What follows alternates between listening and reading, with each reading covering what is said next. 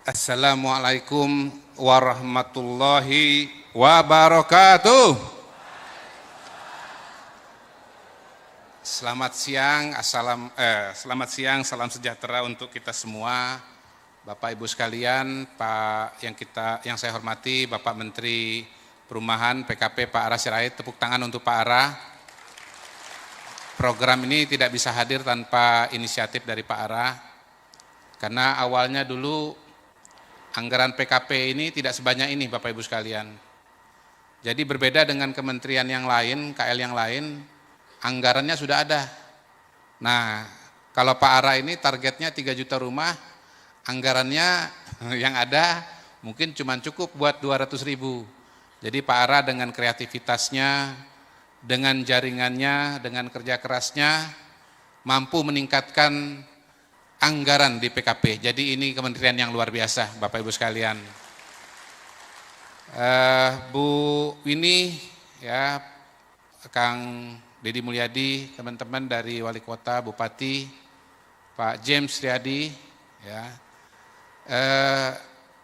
kesempatan perumahan di tahun 2025 ini adalah kesempatan yang rasa-rasanya Pak James, ya, itu belum pernah sebesar dan semasif ini, ya.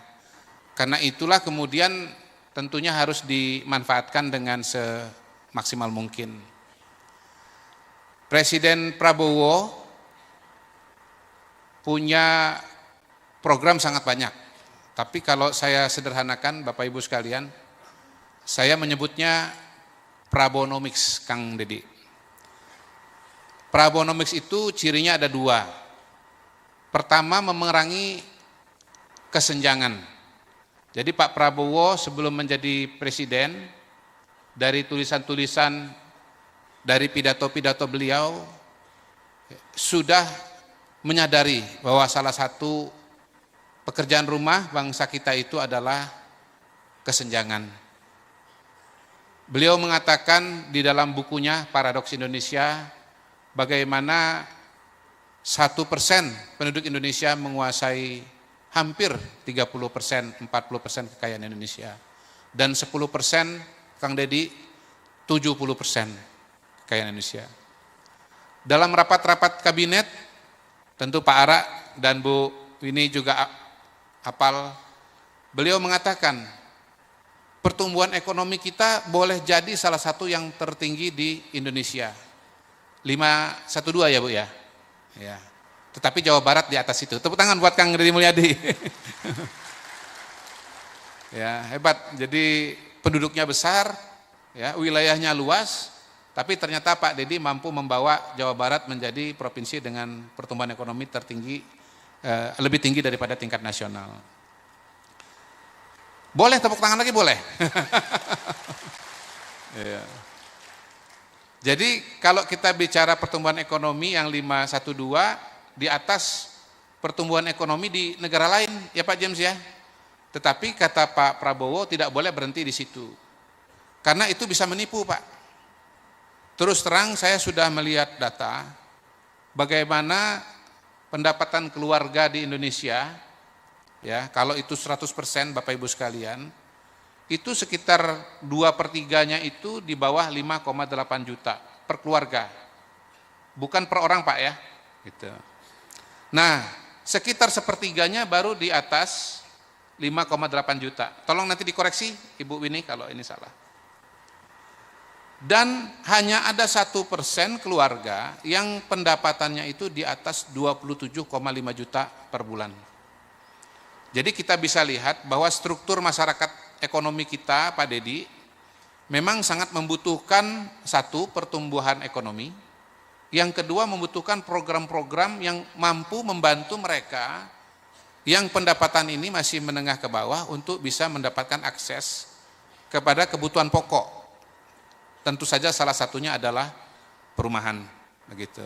Nah, tadi saya keliling ikut Pak Menteri PKP, ya, keliling, ada brosur-brosur saya lihat. Di situ ditawarkan perumahan subsidi. DP-nya berapa, Bu, Pak? 1 juta, betul ya tadi ya? Ada 1 juta. Cicilannya Berapa Pak Heru? 1,1.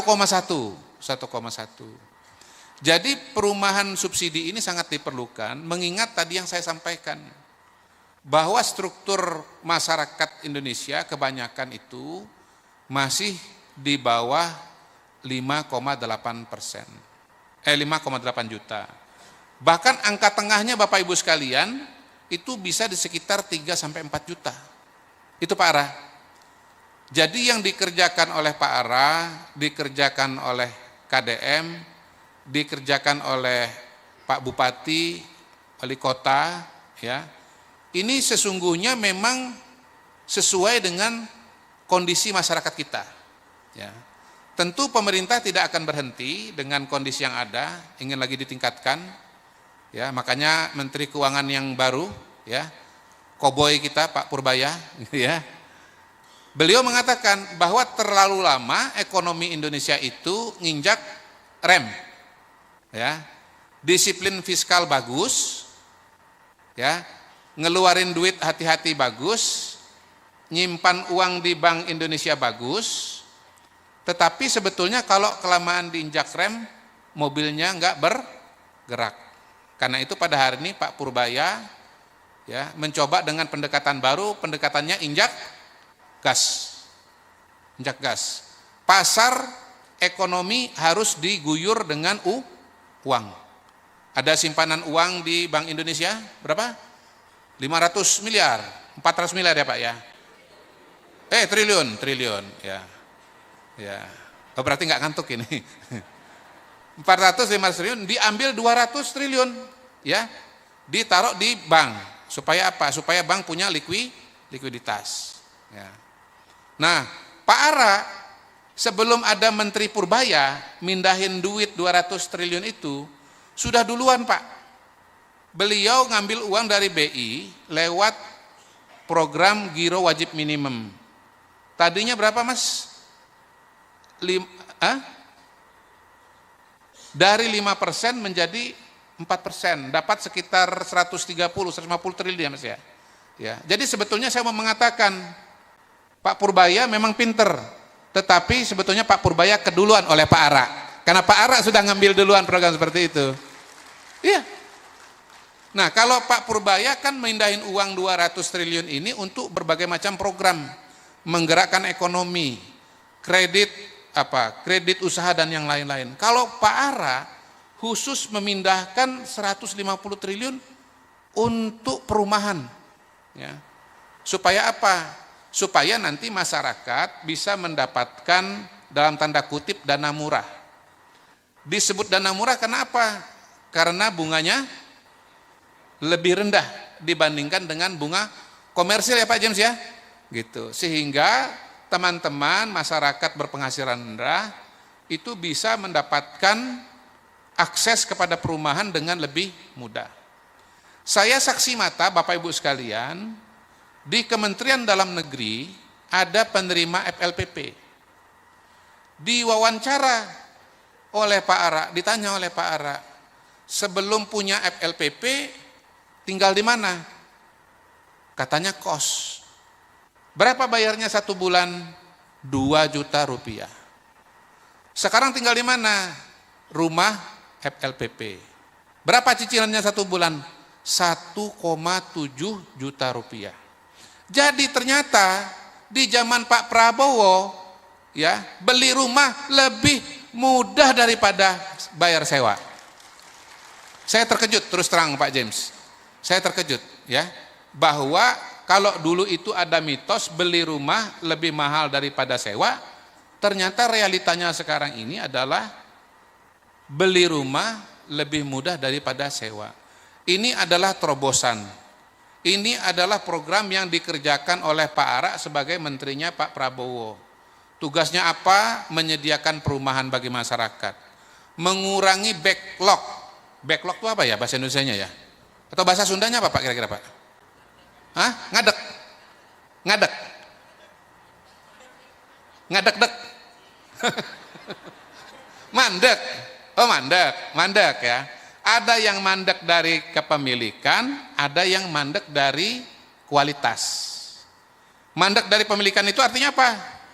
belum punya rumah, udah menikah, udah punya anak, tapi belum punya rumah, entah sewa, entah di rumah mertua indah, perumahan mertua indah. Ya. Kalau yang mandek kualitas punya rumah, tetapi kondisinya tidak layak atau kurang layak, ya bocor lah, nggak ada pagar lah, nggak ada pintu lah, bang gawat juga kalau nggak ada pintu. Itu. Nah, itu semua dikerjakan oleh Pak Prabowo lewat Pak Ara. Dan yang harus dikejar ini sangat banyak, makanya membutuhkan bantuan berbagai pihak. Karena itulah kami di KSP yang tugasnya monitoring dan evaluasi program prioritas pemerintah, Presiden sangat mendukung kegiatan ini. Karena apa? Karena kegiatan ini tidak berdiri sendiri, ada ekosistem di dalamnya.